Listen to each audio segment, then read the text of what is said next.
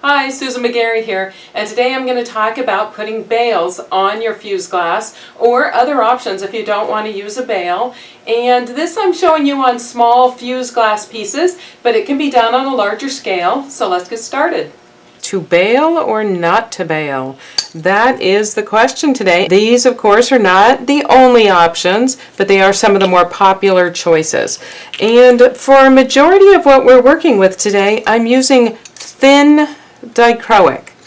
And normally glass is about 3 millimeters, and dichroic also comes in 3 millimeter glass.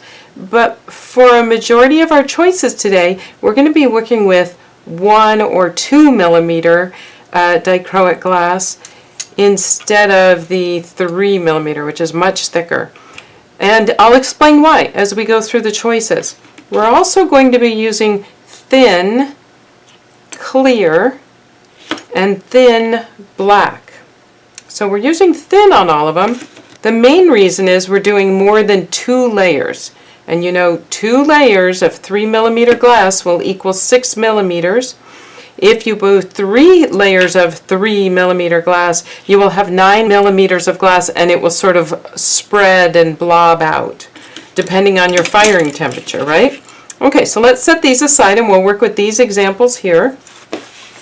The first one is just a glue-on bail. It's really quite simple. You would take your glass, and in this case you could use a dichroic glass and a clear and fuse it. You can add, if all you have is thin, if you buy thin a lot like I do, you add a black layer to the back and you fuse this. It will be 6 millimeters, and then we'll add a bail to it afterwards. We'll glue that bail on. And after I fire this, we'll talk more about gluing that bail on. So that one's ready to go in the kiln. The second option is using fiber paper. And in this case, I'm using 1/8" fiber paper. It usually comes in, you know, some sheets, maybe 12 inches by 12 inches. You can buy it in rolls, things like that. And it cuts really easily with scissors.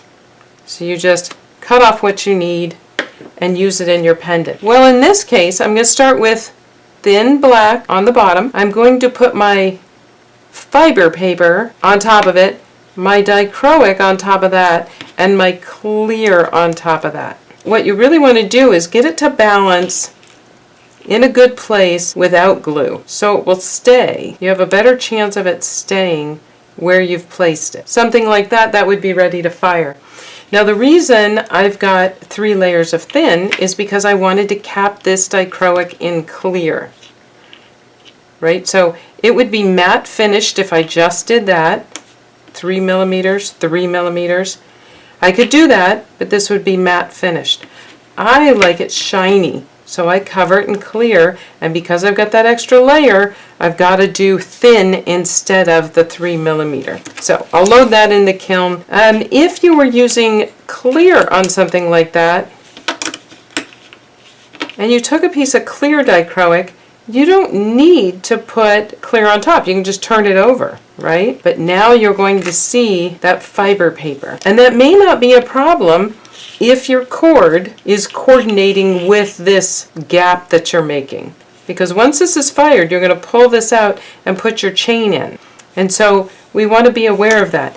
If that is what you plan on doing, and you don't want to see a cord, again, we can take 2 thins, put this behind it, put the black on top, and put the clear face down. So that's another option. If you don't want it covered, turn it over. It'll be matte finished. The next option is kind of fiber paper bail. That's what I call it. It's a bail that takes the place of the fiber paper. So I'm still going to use a traditional bail, and you can use either kind. I'll put all the links to anything I show you in the description below. So for this one, again, I'm going to use the thin black, I'm going to use the thin dichro and the thin clear on top. But what I want to do is get the bail in between that black dichroic and that black piece of glass. I can't fire these bales. They won't withstand the temperatures that we're going to fire these to. So what I do is take a piece of fiber paper, that same 1/8 inch fiber paper, and I'll slip that in between, and I determined how deep my bale is. Where is my bale going to fit on this pendant? Right there. So I want this fiber paper to be that same depth.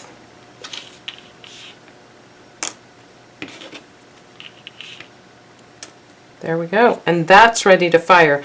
When it's done, I'll pop this little fiber paper out, slide this in with some glue, and my bale will be hidden. You won't see it from the back. If you want to use the leaf bale, you would make a piece of fiber paper about the size of your leaf bale, put it in about the depth that you need that bale later to be glued into, and fire it like that. Okay, I'm going to save the leaf bale for this one. I'm going to use the spider bale for this one.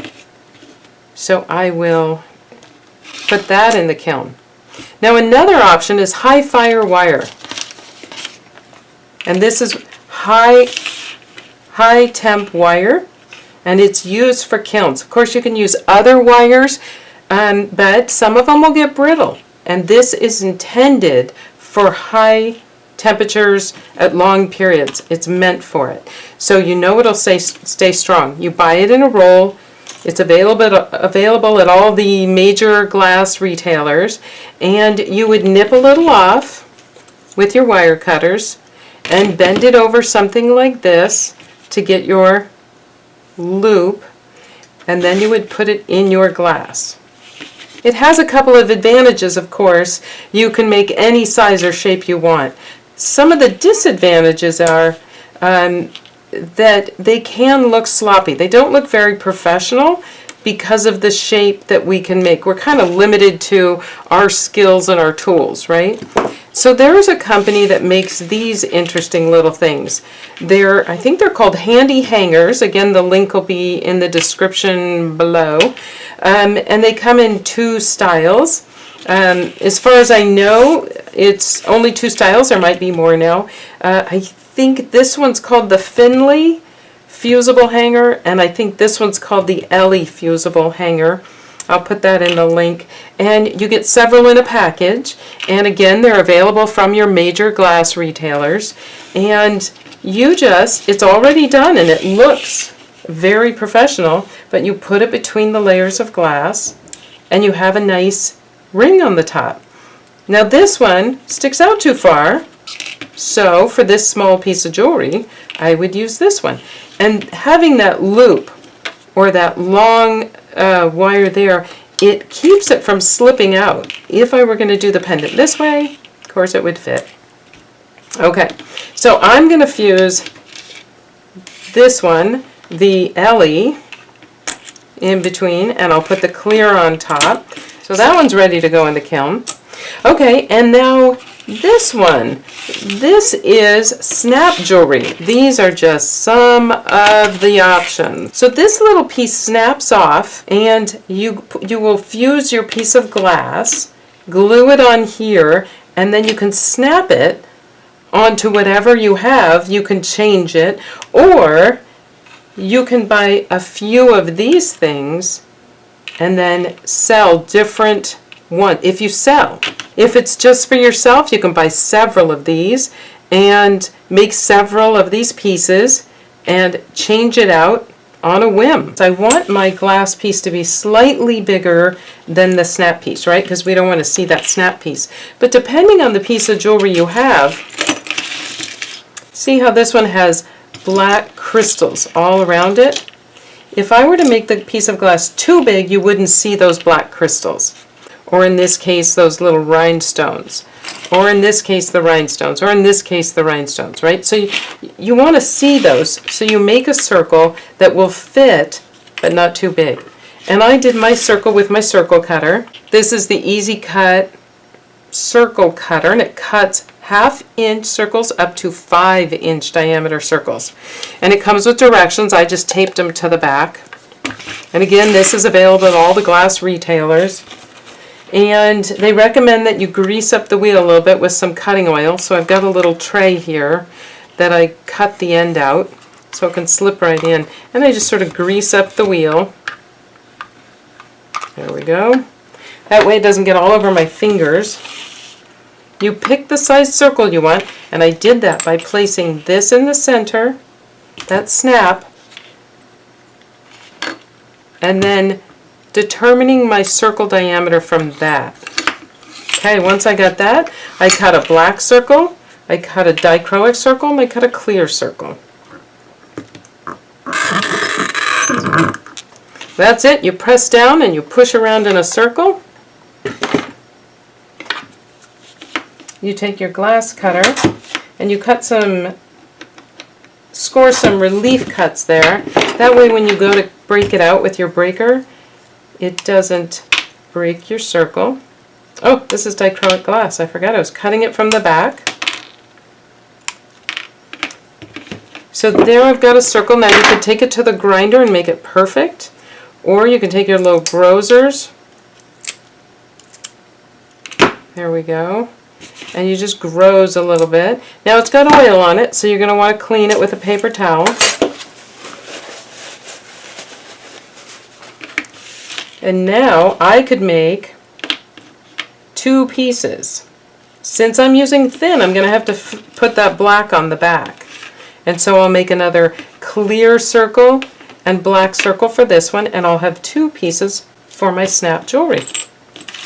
All right, let me put these in the kiln, and then we can come back and see what they look like.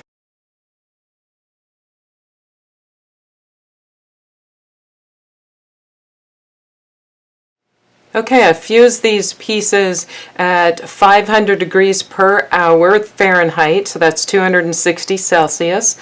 And you certainly could go faster than that on pieces as small as this, but I was just being a little conservative on that firing schedule, and I fired them up to 1425 degrees Fahrenheit, that's 774 degrees Celsius, and held them for 10 minutes.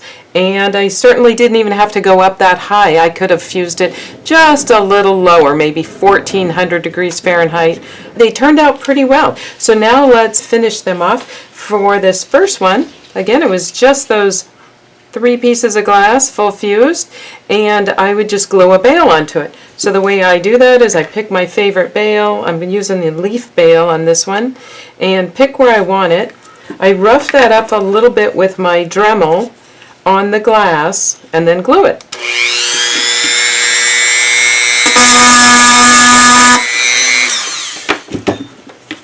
Okay, you want to be careful of any dust. Wear a mask if you're doing a lot of grinding. I use E6000. I put a little dot on the pad of the bail, and then I usually do many at a time, so I'll put the glue on several of these, maybe up to 20 pieces, and then go back and apply them to the glass. And I would wait on this 24 hours and let it cure really well, and then I put it in my oven or my kiln to 275 degrees. I believe that's 135 Celsius, and I leave it in there for about 20 minutes. So again, wait 24 hours, then cook it in your oven or kiln for just 20 minutes, and perfectly cured. It'll be all done. Okay, this one was the one we put that fiber paper across, and the clear glass actually slid down a little bit. And so I have sort of a matte finish up here and that clear sort of underwater finish here. And I don't mind it. I think it turned out pretty well. So the next step, you would want to do this underwater wearing a mask. You'd want to be very safe. I'm going to pull this out, and you'd throw this away. Remember, watch your lungs. And what we've got is a little channel in there. You see that channel? And so I would then, you can thread a chain through it or a cord. I've got this stainless steel chain. And again, I'll put everything in the description box for links. And as long as your hole is big enough to fit the sort of finding side, then you've got a nice chain. No gluing. Looks pretty nice. This one is the one where I put that fiber paper in, and remember, you'd want to do this underwater and clean this out really well. Make sure you dry it out really well. I'll check and make sure, yep, my bail's going to fit in there beautifully. It's actually a little big for it. I could have used maybe 1/16 fiber paper. I didn't need to make my hole quite that big. I'll squirt some glue in the hole.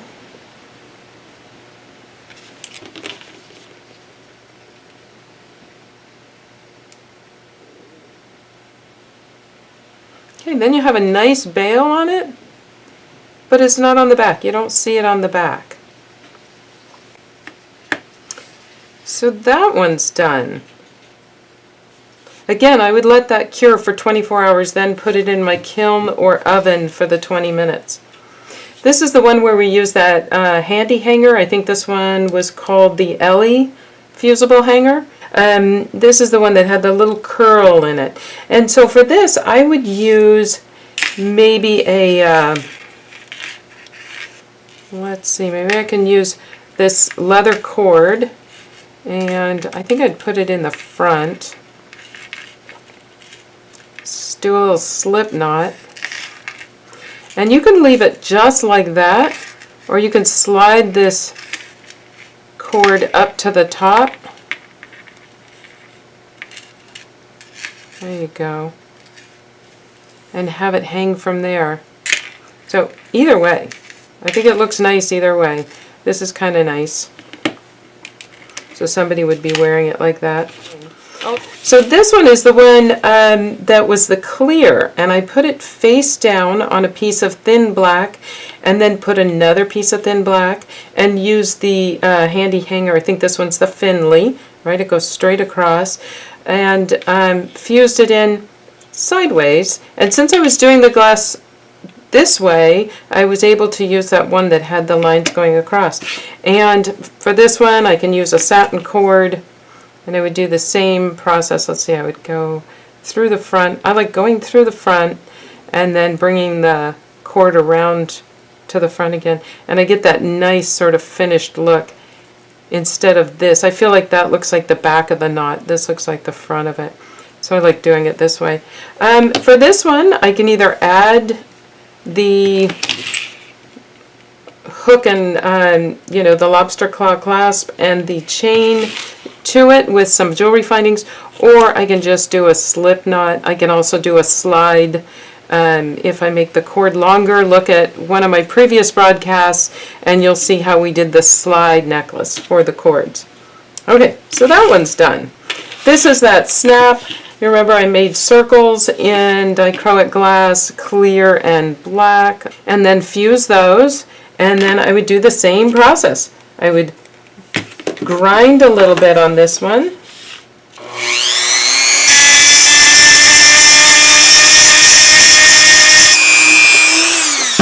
And remember to wear your dust mask if you're grinding.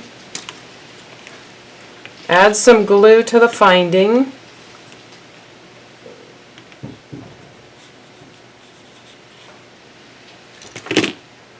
Place it on the glass. I would do the same to this one. Let that cure for 24 hours, put it in your oven for 20 minutes, and it's ready to go. And then you can just pick your favorite thing and snap it on. And if you want to change, you'll just change it. One last option I wanted to mention is the Gallery Pendant, and it is sterling silver plated. It comes in 5 different styles. And they all work the same. They all have an opening that you slide a piece of glass into, and then you put your chain on. And because of this, you can do 2-sided pendants. And you can do single-sided pendants. You can do clear pendants. If you cut a piece of glass and you don't want to fire polish it, maybe you don't have time, you don't want to, maybe the corner chips like on this one, when you put it in there, it looks perfect. All those raw edges are covered, the chip is covered, and then you just fill a chain in that hole, whatever cord you choose, and it holds it in. That keeps it from falling out if you plan on standing on your head. It also has 3 holes in the bottom that you could use head pins to add dangles to it. And this beautiful cord is by dichroic ink. It's a ball chain that is covered in sort of a fabric mesh, so it makes it look really sparkly and pretty, so I really like that one. And you could make rectangular ones for the oval and rectangular one also. So that is it. Thank you guys. I hope you got plenty of ideas, and thanks for watching. So be cool, honey bunnies. Bye.